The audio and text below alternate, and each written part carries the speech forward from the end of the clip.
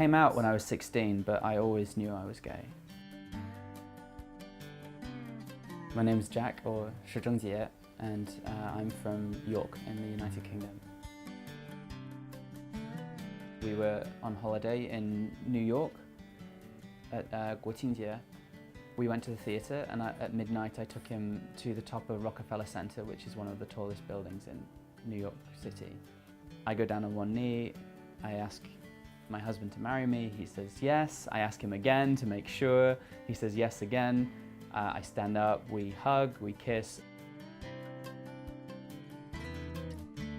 Anyone who's gotten married will tell you, the day just disappears.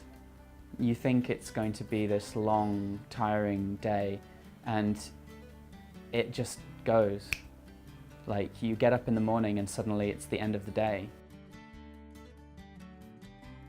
The most amazing thing for me was that his mum, dad and his cousin were there and supporting him.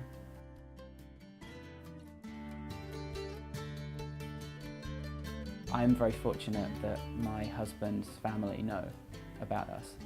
I think if my husband's family didn't know about us, it would be a really big problem. And we have gay friends who've gone to the US, they've gone to Europe, and they've got married, and their parents don't know that their child is married.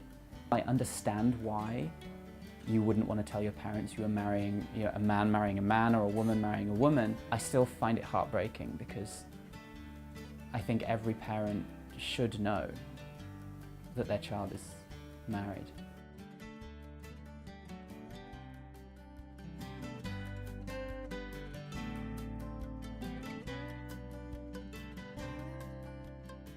My dad told me he had always known, he'd always felt that I was gay, and it wasn't a problem for him. But my mum had no idea, and she struggled a lot, especially at the beginning, to accept it. A lot of people think that there's something special and unique about gay relationships, and I don't believe there is. I think they're exactly the same as all relationships. We met in 2009. At the time he was studying in the United Kingdom, and he came back to China to visit his parents. It was a completely random chance that we decided to meet up.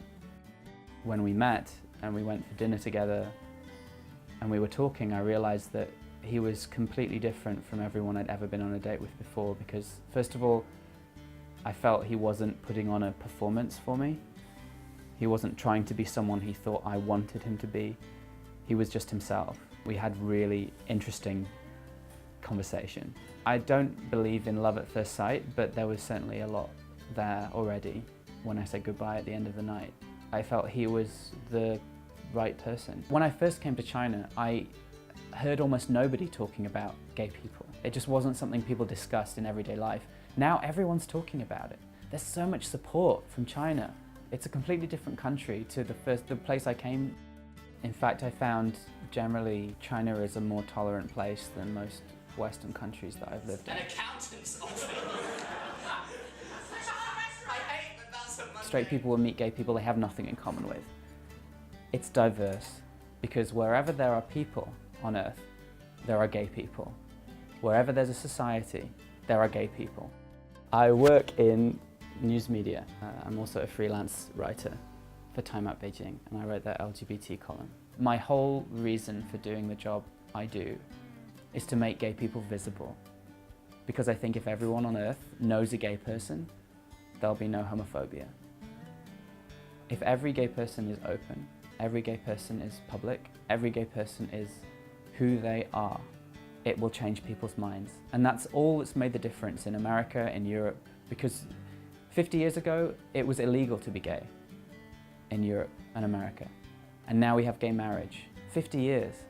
And you think how long it took, and that's just because brave people have come out and said, I'm not going to hide. And that's what I want people to feel they can do. Come out, be who you are, don't hide, and that will change people. That will change society.